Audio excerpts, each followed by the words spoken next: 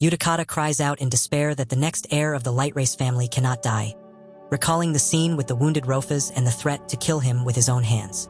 He firmly declares that he will not let the nightmare become reality and will do everything to overcome his fate, while the other one calls Carlos to go faster. In the Light Race family mansion, young Mr. Rofa's Ray Light Race listens thoughtfully to the address addressed to him. He tells the butler Carlos that he is already 12 years old and asks him to stop, and he notices his thoughtful look and sweet face. Utakata says that he is ready to die any day, and the servant notes that the skill of making coffee is growing, and regrets that after his death there will be no one to drink coffee. He asks Carlos to promise to live a long life for the sake of coffee, and he replies that he will live long enough, and they discuss firing the magic tutors. Utakata fires someone in annoyance, calling everyone useless, and the other person can't believe he could think that. The man asked for an explanation of his opinion, to which he replied that he had already said so and considered them absolutely useless. He sits at the table and she stands next to him, talking in an elegant room with a fireplace and a large window. He said he had a dream, but added that it was more of a nightmare. The young man entered the Magic Academy, defeated the Demon King, became king and married the princess, despite the aristocrat's disdain for his origins. The man said the story was exciting and would be popular, but Utakata countered that there was nothing exciting about it, demanding coffee from Carlos. He complains about the difficulties, and the other agrees and offers to expand the story by adding the villain's motivation, after which he expresses surprise that the other has become an editor. He suggested writing a book, and Utakata replied that he should put together a collection of jokes, given his jokes. He clenched his fist and said that there was something in the first and second chapters that worried him more and demanded that they stop. He says with tension that in these chapters, the villainous aristocrats, including himself, die at the hands of good heroes. He asked him if he was a villain and what kind of evil deeds he had committed, to which he replied that it was actually quite funny. He explained that he was a minor villain, while the other admitted that although he was a minor villain, he was very cunning and insidious. He says that in the second chapter he will become the second Demon King's subordinate, and the other man thinks that sounds great and asks if it's not shameful to just die. He stares and asks if the other person wants to laugh out loud. Black Butler Carlos is glad that even in his sleep, he tried to protect the interlocutor who resembles Utakata. Utakata said that they were both dead and there was little use in it, and the other man replied that he had woken up and suggested that they proceed according to the plan. The narrator reports that in the morning there is a herbalism practice in the herb garden, and in the afternoon there is a lecture on economics. He explained that a fallen tree had blocked the road, and others were surprised and asked what was going on. Utakata warns that cleaning the tree will take time and things will get dirty, and suggests going around. He warns that they are wasting their time and calls for those who want to live to retreat, attacking with a dark scythe. He slams into the ground with force, destroying many wooden logs around him, and two women comment on magic and its effects. The man turns to the new maid, asking her to look down, to which she asks in surprise. The heroes discuss how someone chopped up the wood to make it easier for them to clean up, and admit that it's hard to understand, but he's always like that. He called me young gentleman and asked if it was possible to be kinder when communicating with people, to which he replied that it was not about that, but about the desire to help with work. He explains that the servants are undergoing training, and another offers to say a kind word to them to make them relax, and the old man agrees to this. He says that he must fulfill his duty as an aristocrat and preserve the greatness of the family, and then reflects on his duties and the boring activities of the future head of the family. He reflects on the need to maintain a stern and ferocious image, questioning the role of power without the use of force. He stands by the window and reflects, admitting that it was a prophetic dream, despite his doubts. He thinks Carlos doesn't believe him, but he was too detailed and colorful in his stories. He recalls other characters, including a commoner who was able to become the king of a country. He sits in bed and ponders why he submitted to Raymond and why the Duke's son began to be called the Demon Lord. He lies there thoughtfully and asks what will change when he enters the academy. He says thoughtfully, "Well then," with his eyes closed. He shouts that it is not worth giving up life on the road and that there must be another way to solve the problem. He asks who the main character of last night's dream was. Utakata warns them not to go any further, calling them plebeians, while he realizes he is looking through the eyes of the shadow wolf. He is afraid of dying if the dream continues and admits that he does not have enough strength to defeat the balls of darkness. Utakata is surprised that his magical power is almost depleted before the fight, but he pretends to be calm and continues to fight, calling Shadow Wolf an idiot. She threatens to kill him with her own hands, and he is surprised that she doesn't even defend herself and asks her to stop. He screams, "No!" And another one desperately says that it's just a dream and it hurts, after which the third one claims that there must be another way. He warns not to go further, and the other one replies that this is a different spell and this time it is not the same, after which he says that this is the end. Utakata screams that he is burning alive and feels pain and smells, and another man calls him a shadow wolf. He demands another way and does not forgive the traitor, and the other orders him not to go further and calls him a plebeian. He blames women for high taxes and demands to kill him with one blow, considering what is happening unfair and calling for another way to be found. Utakata is surprised by what is happening and wonders what kind of circus this is, while another suffering character asks for an end to the pain and repeated torment. He lies on the bed, looking up while the camera shows the ceiling and a view of the mansion from the outside. Utakata, turning to the man, asks if it is really him, and he calls him young master and calls him Mr. Rofas. The man introduced himself as his personal butler Carlos, and he cried and screamed that he didn't want to die anymore. He cries and clings to the man, who is surprised, and then abruptly pulls away from him. The man apologized for being late after work, and Utakata noted that he came running at the first call and praised his return to normal. He noted that those gathered were usually confident, but now they were suddenly at a loss, and another replied that everyone in the mansion was very surprised. Utakata sternly orders him to return to work, and then asks for a separate house, explaining it as a nightmare, to which he is told to forget about it. He reflects on a recurring dream, and a servant warns him that it is a bad sign.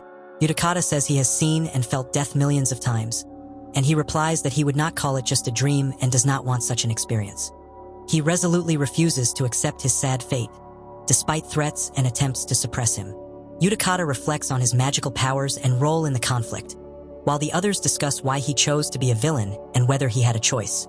One suggests finding common ground with the main character, while the other explains that the story will begin to move in 3 years, when its heroes arrive there. She blames Lightrez for the villagers suffering from huge taxes and recalls that the girl was accompanied by a water spirit. He thought that she clearly had a personal grudge against him. He asks Carlos if he liked the taste of warm milk, and he is surprised to see milk in the cup. He recalls the episode about the sea monster and explains that because of it, taxes in the village have become heavier, and the old man doubts the high taxes in their area. He says the word rogue belt, and the other explains that it is a small, remote fishing village in their territory. He asks with a grin if they are worried about taxes in the village of Route Belt, and the other responds that today was bad, but asks about the interlocutor's plans. He reflects that the memory of the name of a remote fishing village cannot be a coincidence. Utakata remembers his deaths in a nightmare while the other two rush to Rogue Belt.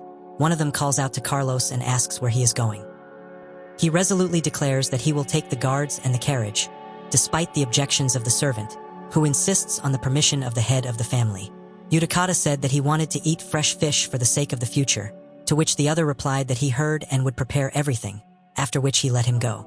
He firmly declares that he will not forgive even God and will challenge fate to create a future where he will live, remembering the dead and the lost. Utakata recounts a vision of his death in 3 years and decides to change the future by going to the fishing village of Roombelt, despite another man's doubts. He confirmed that this was Roguebelt, a remote fishing village by the sea with a backdrop of cliffs. He reflects on the emptiness of the route belt and decides to find at least some clue there so as not to return home empty-handed. He told the young gentleman where the hotel was and advised him to try the local fish dishes. He admitted that he wanted to eat fish, and another noted that he had a short memory and mistook the sign for a doghouse. The man apologized, but the old man replied that he had nothing to sell, and the interlocutor regretted the disturbance, wanting to ask a couple of questions from the gentleman. He asked who this guy was, and the other replied that he served the most worthy and most beautiful young master, reproaching him for his rude treatment. Utakata demands an explanation from a local resident, accusing him of slavery for money, and the local resident is indignant and calls the young master uneducated. She yells at her father to stop and then apologizes and asks him to forgive her for being rude, bowing in apology. He demands to raise his head. Others are surprised by the scream, and Laichka lies on the floor, causing alarm to those around her. He called the old man evil, and the other was outraged that he forced Lalichka to kiss the shoes and warned her about the weapon he had. A man yells at another man for an action, accusing him of jumping to conclusions and lacking compassion for the child, and the other man responds with indignation and clutches his head. He asked if it was a local official, and the other one replied that it was Clinton for Serpent, a local official. He remembers that he was killed for the sins of others and demands to be given someone who speaks human language in order to learn more about Clinton. A group of men angrily ask him who he thinks he is, expressing dissatisfaction with his behavior. A man warns that if they touch great, heads will roll, while another remarks that they are looking at a true aristocrat. He apologized for his surroundings, explained the misunderstanding with Lilia, and the other admitted that he was an aristocrat and did not introduce himself. Utakata notices that only one girl has knowledge of etiquette, although she overdoes it, and he considers the other person rude but smart. He listens indifferently as a man in an apron talks about his strength with a smile. He asked her to extend her left hand, and she responded with surprise. Utakata asks a girl to dance. She is surprised, and those around him note that he is returning and does not look like a villain. He sighs and she says with a smile that now their heads will be bitten off while those around them watch them. He says that he came to the village for a reason, and the man with a tattoo on his face replies that he clearly came without malicious intent. He said that he would forget about the disrespect shown to the aristocrat and his servant, causing a tense smile from his interlocutor. He explained that fighting was tantamount to treason, and Utakata replied that such was the royal law. He says that you can't go against another, and the other one replies that he is not interested in him and offers to bow his head, after which the first one is surprised and asks where he got such courage. He suggests postponing the question and asks to tell him about Klington, considering the current conversation not so important. He angrily says that if he sees his face, either he will die, and the other asks if they are on bad terms. He complains that he feels like he's talking to a barbarian, and the other one counters that he simply doesn't understand. He says that tax collection covers up the plundering of the village and the abduction of women, and the barbaric treatment of them makes them barbarians themselves.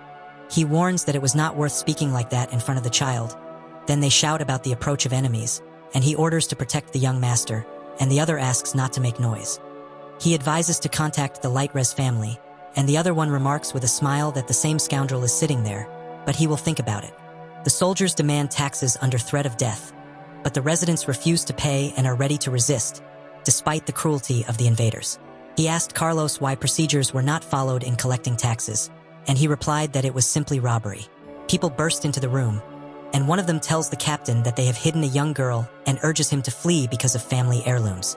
Utakata calmly asks what to do while screams for his daughter and requests to take the silver are heard all around. He asked if they could do anything with Clinton, and the other replied that he wasn't sure without the permission of the head of the family. He says that being the eldest son of the head, he should have power over a simple official, expressing doubt in this right. He offers to gather evidence and find the cause, and the other addresses him as a young gentleman. He is surprised when a man with a mustache praises him for his sense of justice, while at this time two people attack a child, and the man decides to intervene. He orders a retreat and defends Utakata, who asks if the bandits think they can rob his master. He accuses them of sabotage, and the other one, in surprise, asks what he said. A warrior attacks a man, declaring the wrath of a commoner and the Marquis of Lightres, while another comments that Carlos was not injured by such an attack, and the man complains of blood and attack. He accuses his interlocutor of wounding a loyal servant and asks if this means that he has gone against the Lightres family. Utakata says that this is enough to punish Klington and orders them to move on, while the enemies shout, "Captain!" He orders the soldiers to kill two people, pointing at them from above. The man asks if he should get rid of everyone, and Utakata warns him to know his limits. He says that he leaves everything to someone else so as not to offend the locals, and confirms this with the word yes. He quickly attacks his enemies, striking and dodging counterattacks with his sword. The old man defeats all the soldiers single-handedly, and one of the witnesses is surprised and asks who he is. He said it was too slow, and the other one said it would do, standing outside by the wall with a barrel. He says that the swordsmanship technique of the Lightres family's Dark Knights is excellent and has not been forgotten even in old age, causing the other person to react with admiration. A wounded man demands to deliver a message to Clinton and promises to personally punish him, and the crowd supports him with shouts, while another character says that now they can try to punish him through the courts. Utakata said he had only gotten rid of the officers, and then asked if the soldiers were fleeing to the Clinton mansion. He decides not to give the information in person, saving time, but suddenly feels a strange feeling as he looks at the whirlwind that appears in the sky. Utakata feels a magical force pulling him to the bottom of the ocean and ponders the early arrival of someone, considering his dream and what he heard from the sea. The image shows the sea devil Straff, one of the 4 demonic beasts and the demon king's familiar. He stands at the shore and says in surprise, "Huh!" 2 people are standing by a car, and a man asks them if they want to leave, noticing their sadness at the sight of the sea. Utakata notices that Carlos didn't feel the wave and decides to go to the Clinton mansion, warning him not to tell his father. He sits in the Clinton mansion and complains that he is still bored. Utakata asks who used their family's name for robbery, and the official promises to immediately find the culprits and send his people to collect taxes. One is outraged by the slow collection of taxes, another explains that people make up excuses, and a third says that he doesn't care. He says that monsters have taken up residence in the sea, interfering with fishing, but claims that they cannot send fishermen to their deaths. He thoughtfully asked if Roguebelt's fishing problem was connected to the monster attack. Utakata reflects on the vision, while another man doubts the existence of dungeons and the invasion of monsters. He ponders the need to deal with Roguebelt to avoid death, while she warns of the causes and consequences of what is happening. The narrator reports that only the protagonist was able to defeat the Sea Devil Kraken, which will soon appear in the Roguebelt. He explains that he used a powerful weapon to win money, showing ships floating around. He explains that after the Demon King's resurrection he received government support, but he has no choice but to raise the money himself. Utakata said he was tired of chattering, and Carlos said he found what he was looking for in the next room and the basement. He covers his mouth with his hand thoughtfully and then smiles, as if hiding his true intentions. Utakata called the show boring and expected Clinton to be more interesting, to which she responded with surprise. He stated that the servant had found evidence of all the other sins, including extortionate taxes and kidnapping, causing him to cry out indignantly. He threatens to take away the money hidden underground, and the other one doesn't understand what he's talking about, assuring that he can do whatever he wants. He realized with horror that he had lost so much money that he had saved with blood and sweat. He, with a tense expression on his face and sweaty skin, indignantly asks if someone wants to steal something insignificant from him. Utakata sits silently on the couch while one man stands with a cane and the other emotionally explains something with his hand raised. He asked Carlos why he raised his hand and asked if there was a question, to which he replied that he wanted to signal the armed men in the next room. He explained that the assassination attempt on the high aristocracy had failed and asked whether this crime should be included in the list, while another said in despair, "Will I die?" He offers to give up all the money, but they call him an idiot and say that the Lighter's family will not be bribed, after which he considers the need to get a weapon. He ruminates on gun control and the snake's uselessness, wondering if it can still be used. He asked doubtfully whether it was possible to pardon, looking at the cobweb in the corner of the room. He asks the old man to tell him about his crimes, and the man standing next to him is surprised. He was surprised and assumed that the young master did not want to send evidence to the head of the family. He happily agrees to fulfill the request, and Utakata reflects on the need for a noble act to atone for sins. He explained that he had to destroy the monsters terrorizing Roguebelt while another man watched them questioningly. He asks for paper and a pen, explaining that it will be better if the monsters are gone, and calls on him to fulfill his duty as an aristocrat in order to become closer to the people. He is shocked by the number of people, weapons and warships that must be assembled at the order of another. A man orders to use connections and money by the morning, and another hesitantly agrees and promises to do everything. Utakata asks Carlos what the expression on his face is, and he addresses him as Sir. He asked in surprise where they learned such evil tricks. Utakata agreed to remain silent if he wished, and the other asked if he wanted to tell his father. He says that he needs to dig up more to pass on the information to his father, and the other man agrees. He decides to use every opportunity and coin. The image shows a sky with clouds and the caption, "Next morning Roguebelt." The image shows a deserted beach with a few buildings in the background. No visible characters or dialogue. She says she wants to show him the sea, and they look at the ocean from the shore together. She happily says that she wants many and big ones while they are sitting in the forest, and then sailing ships are shown sailing on the sea under the bright sun. He noticed many ships near the shore and was surprised that they decided to attack them from the sea, after which he quickly ran to the others. He asks worriedly if she has fallen and if she can walk, to which she replies that she can. He said with a smile that it was immediately obvious that she was strong, and called her the child of Roguebelt.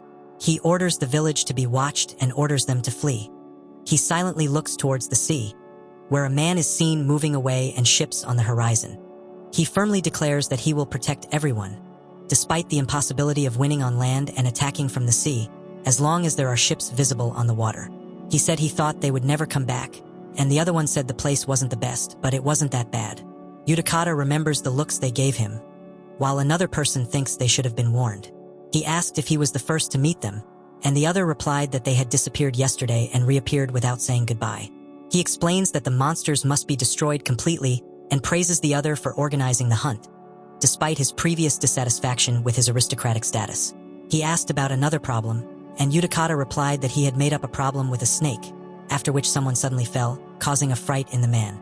A man with a sword shouts to stop as another attacks, and he leaps swiftly onto a wooden pier. He turned around abruptly, noticing something, and Utakata raised his hand to his head in surprise, expressing shock. He says everything is fine, put the sword in the sheath, and the other calls him a fool with blood on his lip and a serious look. Utakata spotted the enemy from afar and was surprised by its speed, while the other yelled at Fola for attacking the village's benefactor. He chuckled and said that he would not let liars into the village, and the other man agreed and offered to talk in a language they could understand. Fall shouts that he will not forgive the deception of the village, and another man advises not to interfere. Then a fight begins, and one of them says that it is quite easy to dodge. Utakata confidently parries the blow and asks what his interlocutor means by his words, and he tells him that he drove the raiders out of the village. He says that the interlocutor judges too superficially, and then promises to teach him, attacking unexpectedly. Utakata asks what a good aristocrat means, then strikes, noting the predictability of his opponent's attacks and discussing the upbringing of his younger brother. He painfully recalls being told not to forgive Runo, Clinton, Light Race, and the aristocrats while standing in front of the fire. He accuses those around him of meanness, while the other is surprised by the enormous magical power and repels the attack. Utakata explains that they have capabilities by demonstrating fighting techniques with others. He appears with a fire demon behind him, and he watches the sudden attack in surprise. He and Utakata fight in the air above the water, exchanging powerful blows. He yells, "Ha!" in shock, and he calls out, "Dark Hand," and releases a dark hand, destroying the wooden structure. He runs quickly across the roof, leaving a long trail behind him. Utakata reluctantly admits that he had to use magic, while another man in the distance exclaims, "Master!" He remains silent, and the old man calls him Carlos and talks about healing magic, touching his hand. He asks to add martial arts classes to the schedule, and the other one agrees, thinking that he hates losing. Utakata said that yesterday he would have cut him in half, and the other man asked him to forgive his fool and noted that today he was lucky. He wonders if there is anyone else who can use magic and says that yesterday the other one was busy hunting monsters with the youths. He advises taking talented guys with him to clear out the monsters, promising that they will help in gratitude. Utakata declared that commoners should obey the aristocracy and promised to pay, and the other man happily accepted the news. They announce that they are leaving and call those who want to join to go to the ships. From above, he noticed that his interlocutor was always busy while the ship sailed among the dolphins playing in the water. Log introduced himself as Greg's eldest son and the young leader, explaining that this fleet would be strong enough to get rid of the sea monsters and resume fishing. He says this guy looks better than the baby shark, and the other guy asks in surprise who the baby shark is. He asks in surprise why Fa ran away, and he answers with a smile that he is both there and here at the same time. He accuses Utakata of not finishing the conversation yet, and he replies that he has already won against him. Utakata demands that his order to throw someone overboard be carried out, while the other one is outraged that he used the black hand, considering it unfair. He's in a barrel on a ship, screaming in horror, "Brother?" and reporting that he's been chained. He hid in a barrel, and the other one said that he couldn't keep an eye on him and remarked that he had been poorly brought up. Utakata says he's okay with it for the sake of his goal, while the other man replies that all he cares about now is work.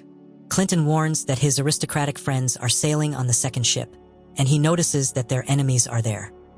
He addressed the man with respect, to which he briefly responded with agreement, while the third watched them with a questioning expression.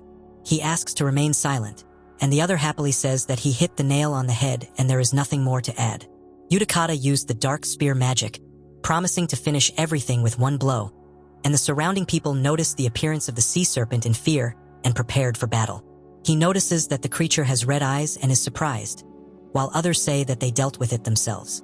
He summons spheres of darkness to attack the huge monster, and she is shocked by what is happening. He thanks the chief for saving him, while the other one remarks that this is the first time he has seen such a creature, associating it with the Demon King and his red-eyed minions. He says he's ready for anything, but everything is going according to plan. He warns that they are not finished yet and need to be on guard, and the other agrees and is surprised that it is still safe here. Utakata laughs at the fallen man, asking where his courage went, and he gets angry and shouts that he has enough courage to fight a sea dragon. He explains that defeating monsters is possible for him, But it's not the job of an aristocrat.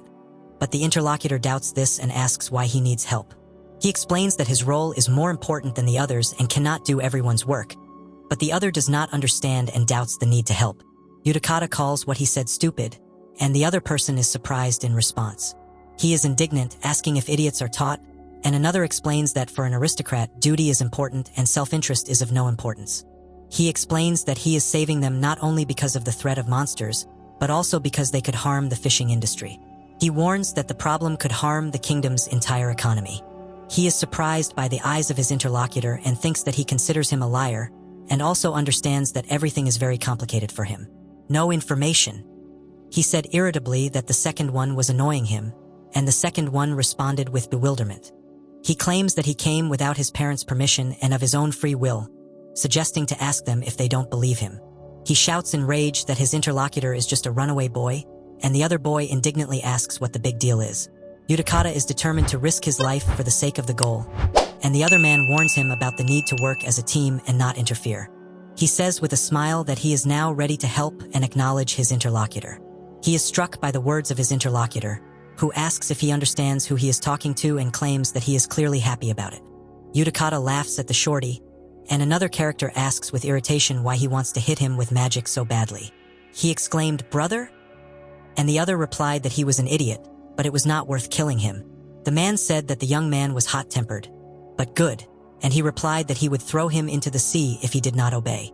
He reflects on the fact that he does not remember him in his dream and suggests that he could have left the village or lost his life in the fight with the aristocrats.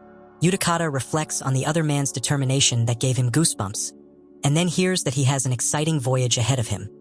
He asks Carlos where there is an exciting voyage, and he remains silent at the table, after which they show a ship at sea and the beginning of the adventure.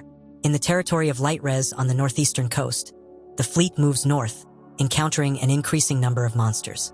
Yudhakara fights monsters, and people discuss whether they should trust him and thank him for his actions.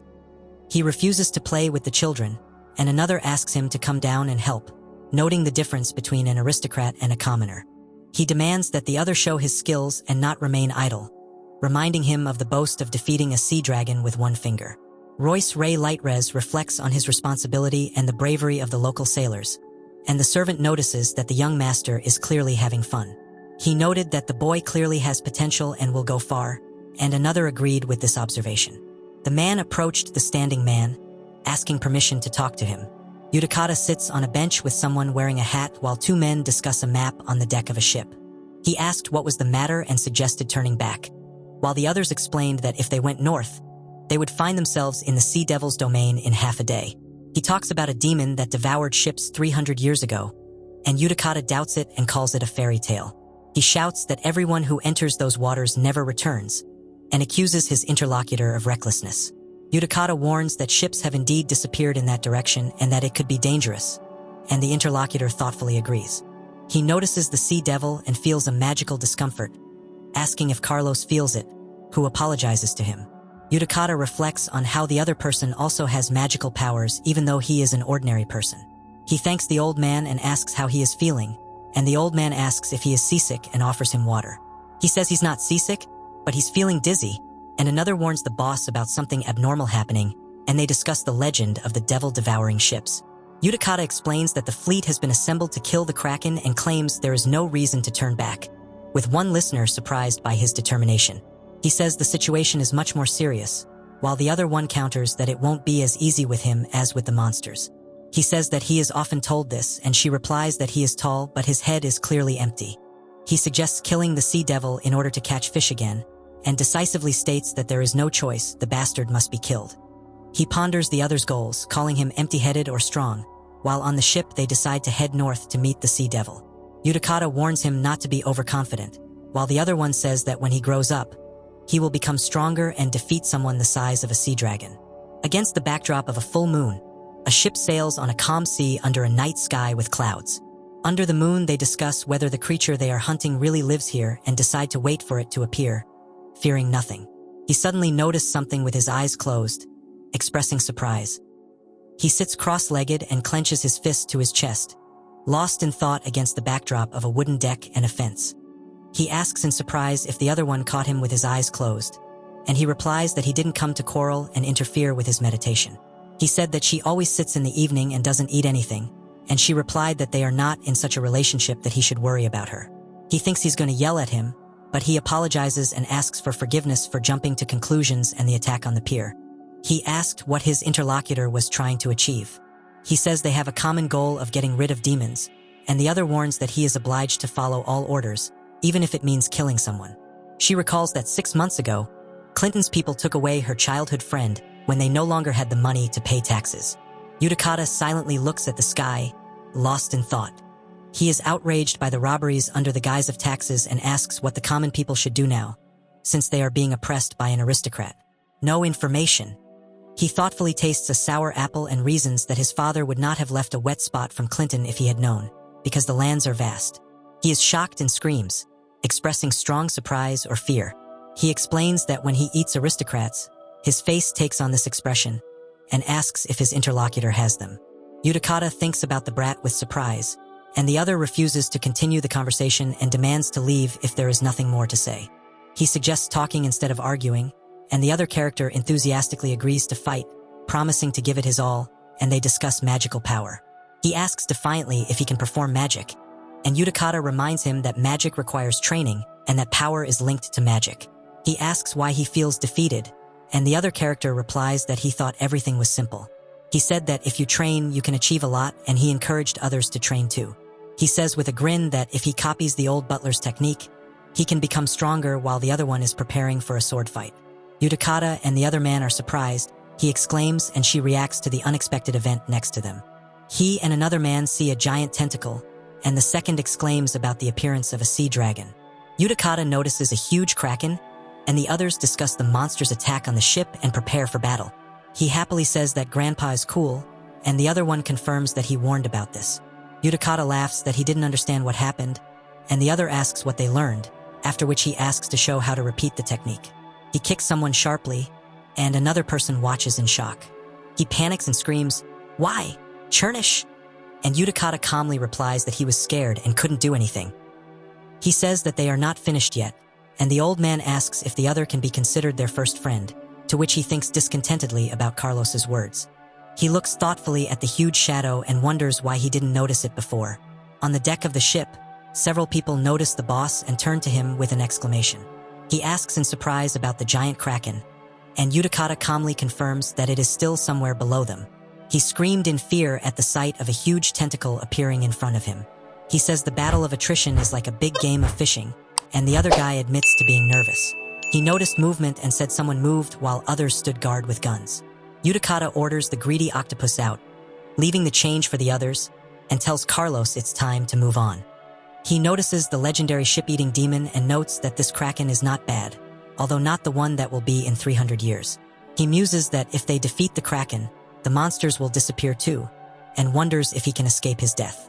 He heard someone call out to him, "Hey, black-haired," and turned around sharply, noticing an enemy approaching with a sword.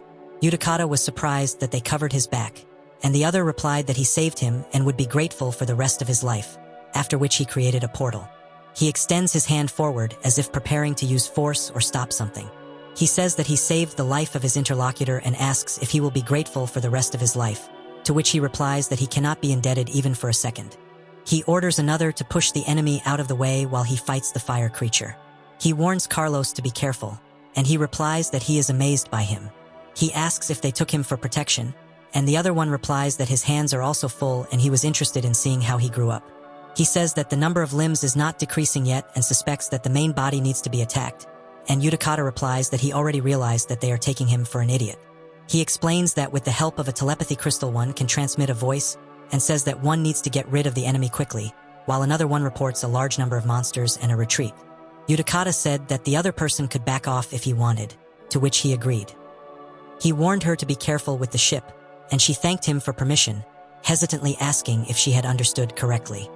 He declined, and the other expressed joy at seeing him risking his life for his people and promised to tell of his noble deed. He calls someone Snake while standing against the night sky with a ship.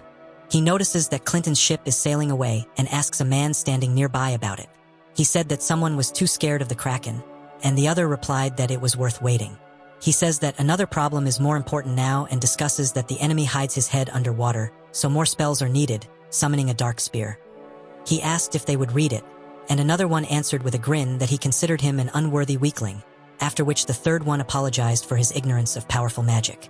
Utakata states that advanced magic is just a nerd classification and promises to show Carlos everything by attacking with a powerful spell. He warns that he will use a powerful spell on the ship, and she screams at him to control himself and hide, otherwise they will die. He asks in surprise if it is decided to destroy the ship, and Utakata says Hand of Darkness and uses dark tentacles, throwing people down. He says he didn't expect to catch guys who can barely stand on their feet, and the other thanks him. No information. One man praised another for a job well done, and a third asked in surprise why he supported him. He asks in horror what is happening, noticing something rising from the water. For stand with their backs to each other, one with a spear, they silently look into the distance, preparing for the upcoming event. He was surprised that he didn't see a hole through and asked if anyone had died.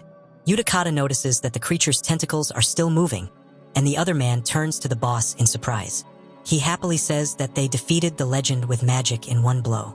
Utakata refuses, saying he is not sure that this is what he needs and asks not to touch him, calling the butler a guard and dirty. He noticed that the creature had the same spots as Straff and thought about it as he looked more closely. Ships are sailing on the sea, discussing the destruction of a demonic beast, a ship-eater that has lived for 300 years. He looks intently, and the other slowly opens an eye, as if preparing for something important. He declares himself a legend of the future and the one who will overcome the power of demons, causing surprise among those around him. He notices the shadow approaching and explains that dying from the shadow will result in being consumed by another shadow. He says that as long as he has magical power, he will have immortal soldiers. He says the name Ship-Eating Devil doesn't suit him and suggests another one Straff.